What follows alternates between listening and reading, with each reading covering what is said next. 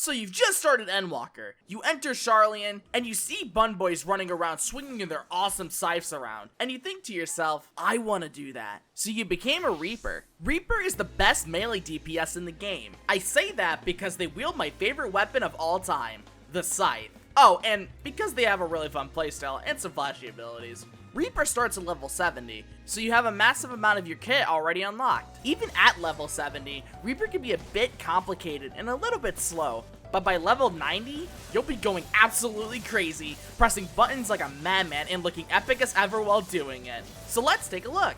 Your main 1-2-3 combo will consist of Slice into Waxing Slice into Infernal Slice. Each of these moves will grant you 10 Soul Gauge, which is this red gauge. Soul Slice and Soul Scythe will grant you 50 Soul Gauge instantly. Soul Slice is a single target attack, while Soul Scythe is the AoE version. There are multiple abilities that use the Soul Gauge. For 50 Soul Gauge, you can use Bloodstalk, a strong single target attack, or Gwyn Swath, a cone AoE attack. Both of these moves will give you 1 stack of Soul Reaver. At level 76, you can use 50 Soul Gauge on Gluttony, a circle AoE attack that gives 2 stacks of Soul Reaver. Soul Reaver is a personal buff that allows you to use Gibbet, Gallows, and Guillotine. Gibbet is your flank positional move, while Gallows is your rear positional move. Hitting these positionals will give you a potency increase. Do keep in mind, when you have the Soul Reaver buff, to always use Gibbet, Gallows, or Guillotine. If you press any other skill with this buff active, you'll lose it completely. When you use Gibbet or Gallows, it'll grant you Enhanced Gibbet or Gallows. These buffs will make Bloodstock turn into Unveiled Gibbet or Unveiled Gallows, and give whichever move you didn't use another potency buff. Unveiled Gibbet or Unveiled Gallows do the same thing as Bloodstock, except it looks cooler and it does a bit more damage. So for example, if you were to use Gibbet, it'll give you Enhanced Gallows, which will replace Bloodstock with Unveiled Gallows. Guillotine is just an AoE version of Gibbet and Gallows with no positional requirements and doesn't upgrade any other moves. Once you hit level 80, Gibbet, Gallows, and Guillotine will grant you 10 Shroud Gauge. Your Shroud Gauge is only used for one ability, and it's by far the best part of Reaper's kit, Enshroud. Using 50 Shroud Gauge will allow you to become possessed by a Void Scent and will turn you into a Grim Reaper. Enshroud is an ability that takes a bit of explaining to do. First off, Gibbet and Gallows will change to Void Reaping and Cross Reaping respectively, with Guillotine changing to Grim Reaping. Both Void Reaping and Cross Reaping should be used back to back. And don't worry about positionals for these moves, because they don't have any. At level 86, you get Lemur's Slice and Lemur's Scythe. These abilities are off globals that should be weaved in between your second and fourth ability during Enshroud. Or, in simple terms, when you have 2 purple orbs on your death gauge. You should press Lemur's Slice for single targets and Lemur's Scythe for AoE. Your global cooldown timer during this will also change to 1.5 seconds, similar to Machinist's Hypercharge, meaning you're going to be pressing buttons really fast. At level 90, you'll unlock Communio, which is a finisher to Enshroud, in which you throw a massive AoE attack that does 1,000 potency of damage. It's really cool. Communio should be used when you have 1 blue orb remaining on the death gauge. Arcane Circle is a small party-wide damage buff that has a very special effect at level 88.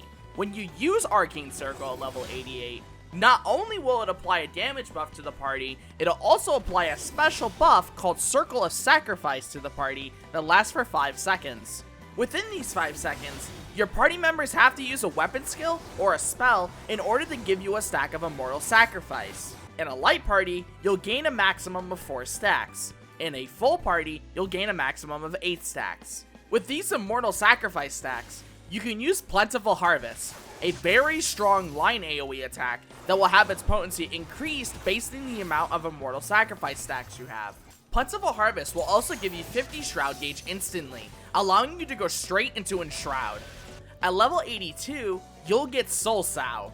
This ability will change to Harvest Moon when you use it. Outside of combat, this move is an instant cast, but in combat, this move has a 5-second cast time. Harvest Moon is a very strong AoE attack, and that's about it. Now you might be wondering, why use this ability if it takes ages to cast? Well, some fights have a phase transition where you usually just sit and do nothing. During this downtime, you can use Soul Sow to give yourself another Harvest Moon once the enemy is targetable again. So it's not entirely useless, just remember to use it outside of combat and during downtime. Shadow of Death is an attack that'll apply a debuff or buff, I don't know. It's a thing called Death's Design that you put on an enemy that'll give you a 10% personal damage buff.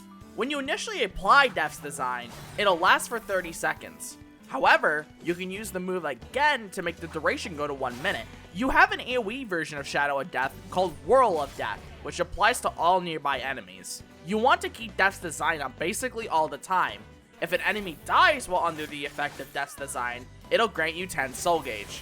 Hell's Ingress is your super cool gap closer, where you open up a portal and teleport in front of you. Hell's Egress is your super cool gap opener, where you open up a portal and teleport behind you. You can return to the portal you made by using the opposite ability.